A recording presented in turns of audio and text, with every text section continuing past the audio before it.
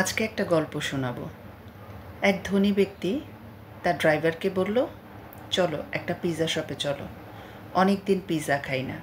লোকটার সব ধরনের মাংস খাওয়া নিষেধ ছিল, তাই সে পিৎজা শপে যেয়ে একটা ভেজিটেবল পিৎজা অর্ডার করলো।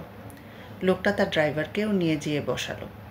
ড্রাইভারকে বলল, তুমি তোমার পছন্দ মতো খাবার অর্ডার করো।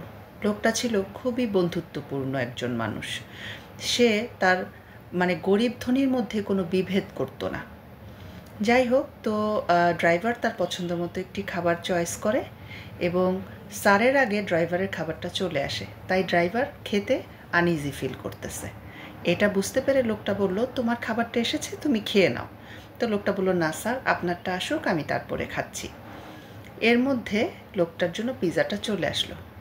লোকটা পিৎজাটা দেখে খুবই খুশি হলো, বাট খেয়াল করে দেখলো পিৎজাটার মধ্যে চিকেন আছে।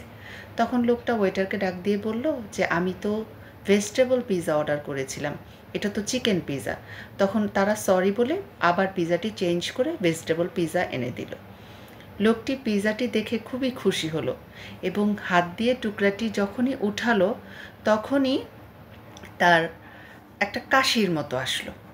কাশি আসার পরে তার ড্রাইভার যখন খাবার মুখে দিচ্ছিল তখন সে খেয়াল করলো যে তার স্যার মনে হয় একটু অস্থির দেখাচ্ছে।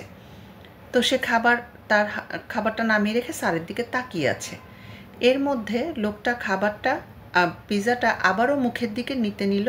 ঠিক তখনই লোকটার হাত থেকে পিৎজাটা পড়ে গেল এবং লোকটি কাত হয়ে পড়ে যেতে নিলে ড্রাইভারটা ওপাশ থেকে এসে টেবিলের এই পাশে স্যারটাকে জড়িয়ে ধরলো। এর মধ্যে লোকটা ডাকাডাকি করাতে হোটেলের সবাই চলে আসলো এবং ডক্টরকে কল করা হলো। ডক্টর তখনই চলে আসলো। 10 থেকে 15 মিনিটের মধ্যে ডক্টর এসে লোকটিকে মৃত ঘোষণা করলো। এই গল্পটা আমি ফেসবুকেই পড়েছিলাম, হতে পারে একটু 1-2 লাইন এদিক সেদিক, কিন্তু গল্পটার থিমটা এমনই ছিল।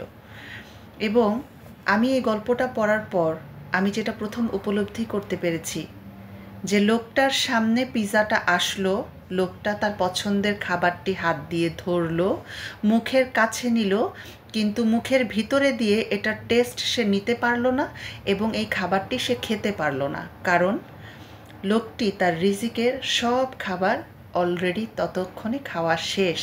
তার রিজিকে আর কোনো খাবার ছিল না। রিজিকের বাইরে আসলে আমরা কখনোই যেতে পারবো না। আমাদের যার রিজিকে যতটুকু আছে আমরা ঠিক ততটুকুই পাবো, আমরা ঠিক ততটুকুই খেতে পারবো, ততটুকুই নিতে পারবো, ততটুকুই দিতে পারবো এবং ঠিক ততটুক জায়গায় আমরা যেতে পারবো যতটুক জায়গায় আমাদের পায়ের স্পর্শ আল্লাহ রিজিকে লিখে রেখেছে, ঠিক আমরা ততটুকুই যেতে পারবো। তাই আমার মাঝে মাঝে মনে হয় যে অনেক কিছু যখন আমরা পাই না তখন মনে হয় যাহ, পেলাম না, আসলে এটা আমাদের রিজিকেই ছিল না। আবার আমরা অনেক সময় অনেকে মনে করি আজকে এই মেহমানকে খাওয়ালাম বা আজকে আমি আমার এই আত্মীয় স্বজনকে খাওয়ালাম।